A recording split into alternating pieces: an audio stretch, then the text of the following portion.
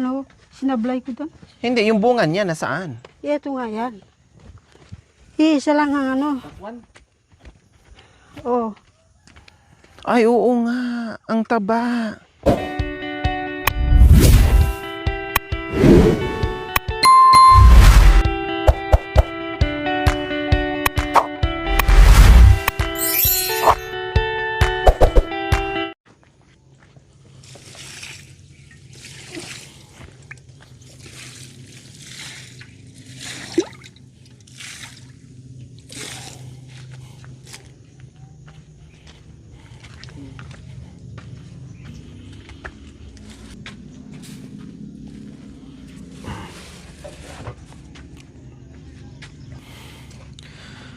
So, ayan po mga kabayan, 'di ba itong ilalim sa bahay ni Tatay Romy ay puno ng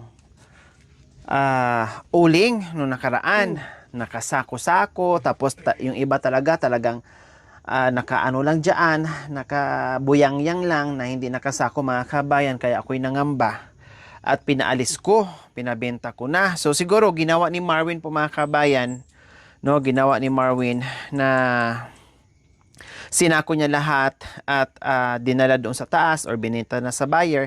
Kaya pagdating ko kanina ay wala na yung mga sako dito na nilagay ni Tatay Romy. Ayan, no, delikado po mga kabayan. Oh, plywood. No, tapos ang sahig ay crocodile. Ano ba yung tawag doon? No, crocodile mga kabayan. Lahat light materials, mga kahoy. Tapos punong-puno ng nakasako ng mga uling mga kabayan, plus mga uling na nakabuyang-yang dyan mga kabayan. Sabi ko, oh my God. Tapos minsan malakas ang hangin dito, tapos minsan siga dyan, siga dito, siga doon, ilaw, lahat po mga kabayan. Paano kung merong baga na pumunta dito, tinangay ng hangin, tapos ang sarap ng tulog ng mga kabayan, Diyos ko matutusta. Malilitsyon sila ng di oras. Napakadelikado. So, natuwa ako kasi sinabi ko nga ni Marvin na, Marvin, alam kong busy ka, pero isang araw man lang, gawan mo ng paraan na masako mo at maibenta mo na yan. Para yung pagod mo at pagod ni Tatay Romy, hindi masasayang mapakinabangan nyo yung pera, sabi ko. So, buti nga, pagdating ko, okay na. And then, yun nga sabi ni Tatay Romy, nagkaroon siya ng 300 kasi binigyan ata siya ni Marvin. Sobra daw doon sa, baka binayad ng utang, kasi sobra. Baka nagbayad ng utang or nakakuha, anong tawag nito, naka-advance, o hindi natin alam. Pero, nag-abot siya ni Tatay ng 300. Kasi noong nakaraan, 200 ang pera ni Tatay, 250 at saka 100. So plus 300, so 500 na lahat ang pera ni Tatay Romy ngayon. So sabi ko, okay na, natanggal na po nila yung mga uling dito. Kaya lang napalitan na naman ng mga kahoy. Dito sana ilagay. Delikado pa rin po mga kabayan kasi yung mga kahoy na ito yung mga kahoy na siguro yung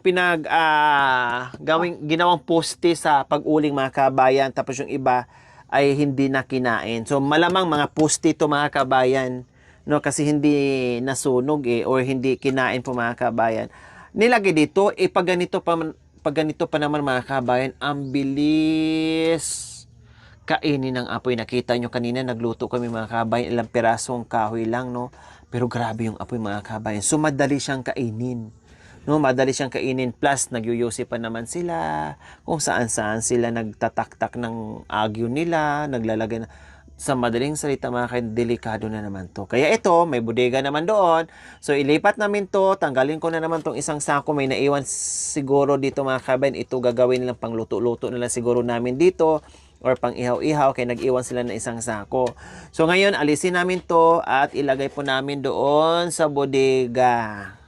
Okay, lagay natin bodega. Delikado, apoy, sunog. Wala na tayong bahay. Oh. Lagay natin doon. Dalhin na natin Oh, to. pati yan kasi delikado. Mami di, saan ka? Pakitulungan mo kami. Salamat po Lagay natin budiga. Huling ika. Ayan, para ano, Matuwa. alisin natin lahat dyan.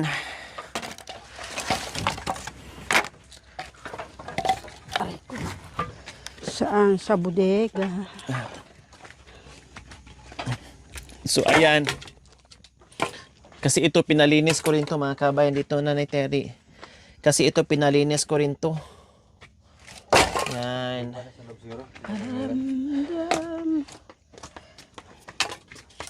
Dito banda mami dito. Ako na. Para walang ano. Yan. Para walang ano, hindi tayo mag-iisip na matupok yung bahay mo. Napakadelikado po mga kabayan, hindi nila talaga ina-anticipate na mangyari.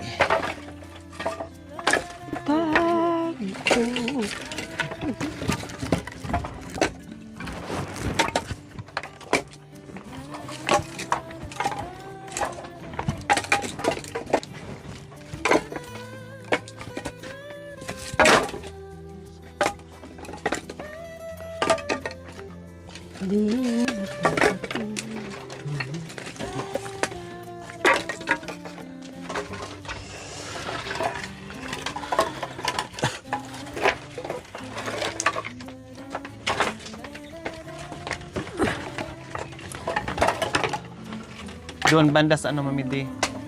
Ako na mag-ayos. Lagyan mo lang dyan.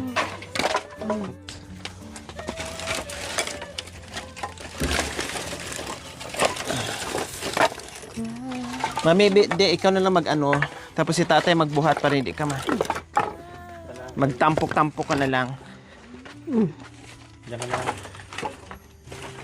Tampukin mo na lang doon. Para si tatay Romy na lang mag-ano. Kasi mas ano yan. Mas malakas. O diba, ang dami nito mga kabayan. Buti nga ay ginawa ni Marvin yung sinabi ko sa kanya na Marvin, isingit mo naman yan. Huwag natin antayin na magka-problema yung bahay natin. Dahil kawawa tayo, big problem yun. Kapag nagkataon ay kinain ng apoy.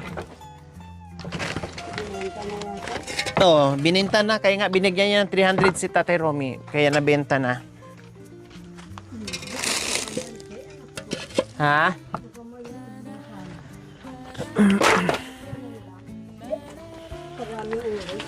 Hindi, may benta yon. Kailang siyempre binayad sa utang siguro. Or nautangan na. Yun na lang ang sobra. Kaya wala nang malaking pera.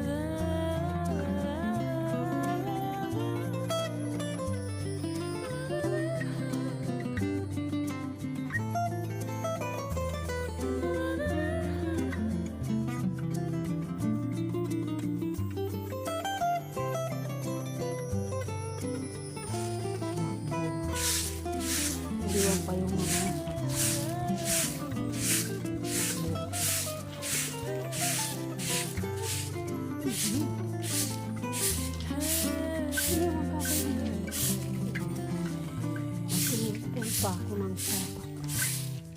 Inay, wala pang pumunta dito. Ay, wala. Saan na pumunta? Sapak.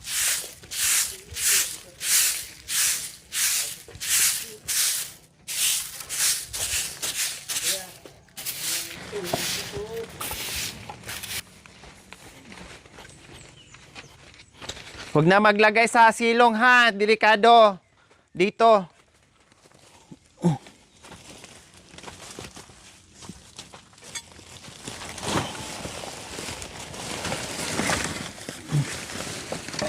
Yan, hindi baling matupok tong bodega mo, bodega lang yan.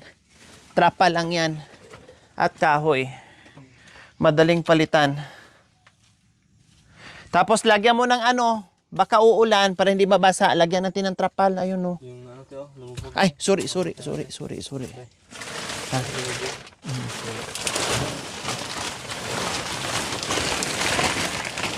Yan.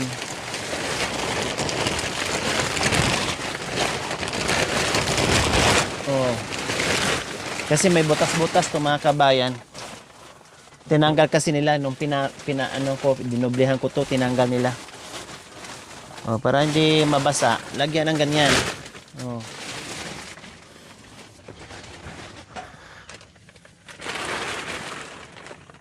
Tubig yan. Oh.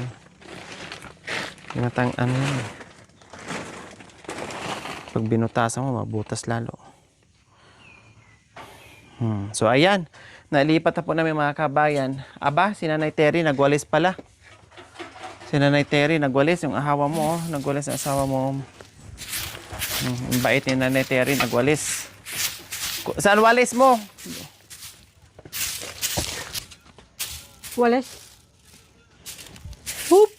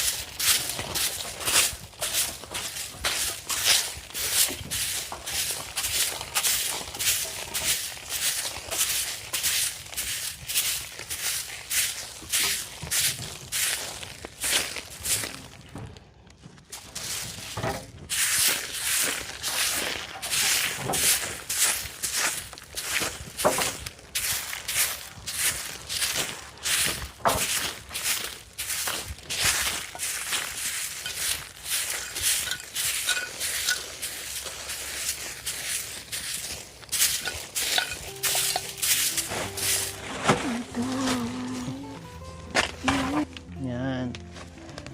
Baka wala.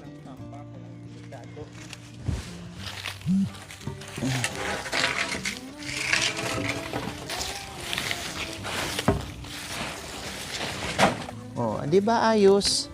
Bukod doon sa walang delikado, malinis pa yung ilalim ng bahay mo. Oh. So ayan po mga kabayan. Nandun na lahat yung mga kahoy sa ilalim. Dito yung mga uling na durog. Buti lang si Nanay Terry. Oh, ayan, ang sipag din magwalis po mga kabayan. Kaya nandoon na sa ibaba nagwalis si Tatay Romy na lang ang ano dyan kasi mahirap suungin yan dyan. Tingnan natin kung nasaan yung walis na mahaba.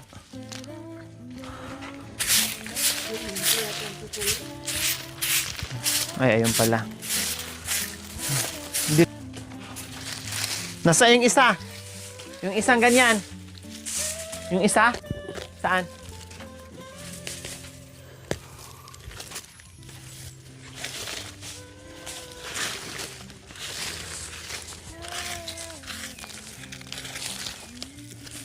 Kuya, maalik ka.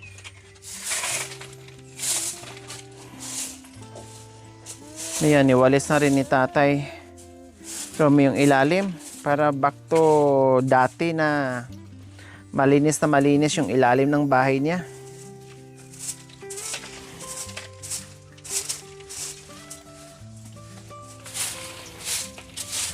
Hindi ko mahanap yung isang walis. Ginamit ni Nanay Terry yung isa. Ginamit din ni Tatay Romy yung isa.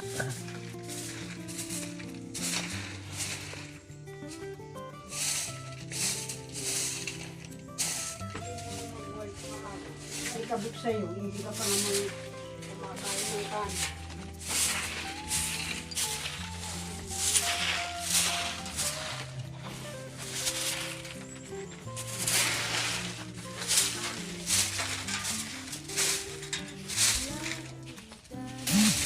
Hindi ba, bibigyan naman ako ng sabi. Pag-uwi ko. Dito nila. Padadamihan daw yan, pahilugin dun daw. Ibudbod. Oo.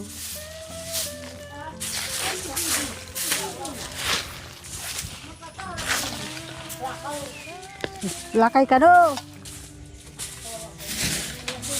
Asawa na. Dumating na si Kuya Bentot mga kabayan. Naghati kasi yan ng uling. Isang hatiran, 4 na uling ang dinala mga kabayan. Sobrang sipag na tamad. Bigat-bigat. Ayaw magpaawat. O, di ba? Ang ganda tingnan kaagad na nalinis. O.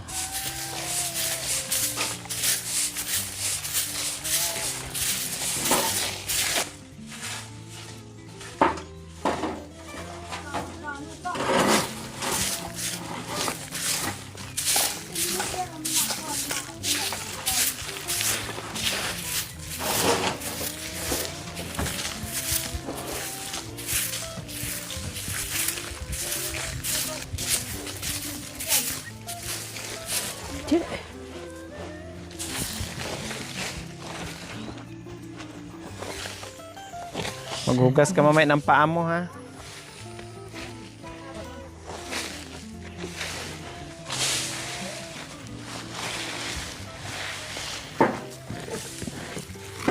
Bawa.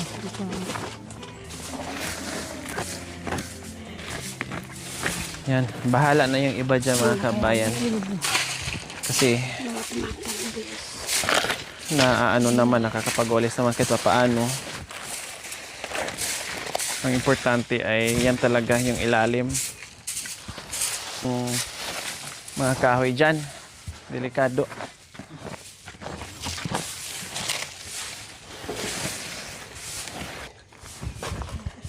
May bunga na yung pakwan, no, yung kinain natin. Kaya nga. Oo, malaki na. Oo. Oh. Dapat diligan na. Hindi, wag.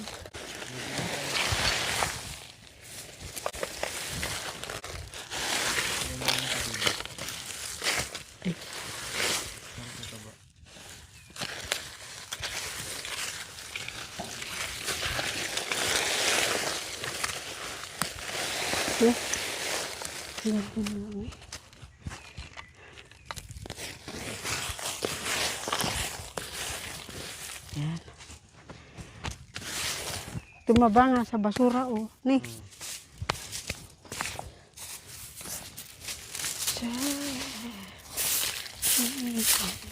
Yan po, mga kamatis namin, oh. Tingnan mo po. Ang ganda niya.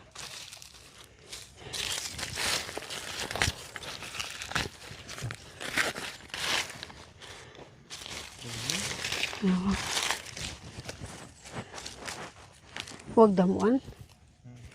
Baka mamamatay. Paglinisan.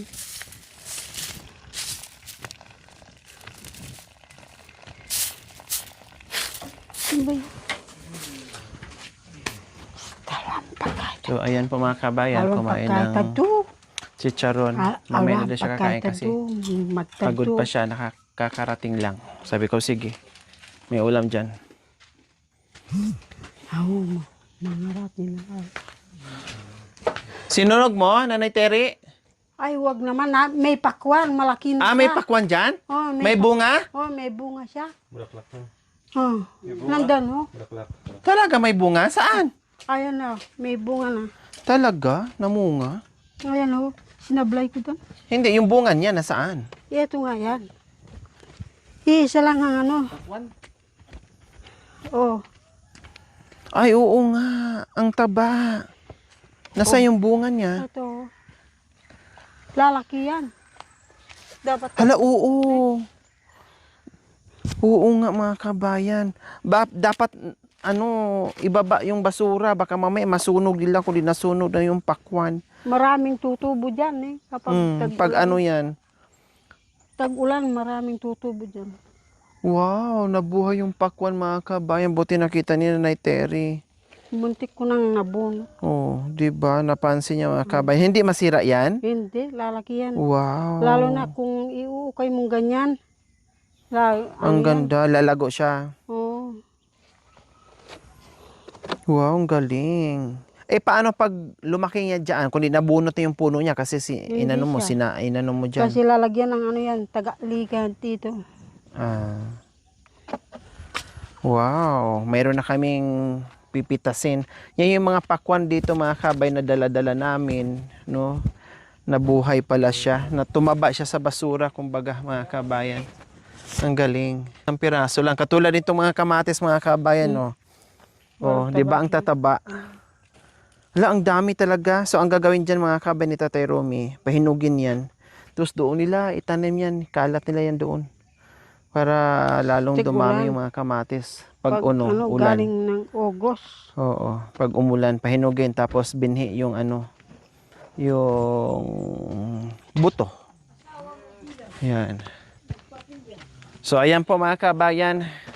Yung mga nagre-request or yung mga nagwo-worried po mga kabayan dahil nandoon nakalagay yung yung uling at saka mga kabayan, mga kahoy. Wala na. Malinis na yung yung ilalim ng bahay ni Tatay Romy mga kabayan. So wala na tayong worried ngayon. Pati ako hindi na ako mag-alala, no? Kasi apoy doon, apoy dito, kung saan sila nag-aapoy. So ngayon ay okay na. So ayan po mga kabayan. Maraming salamat. See you next episode po mga kabayan. We love you all. God bless us all. Bye. Mwah. Thank you for watching. Don't forget to like, share, and subscribe.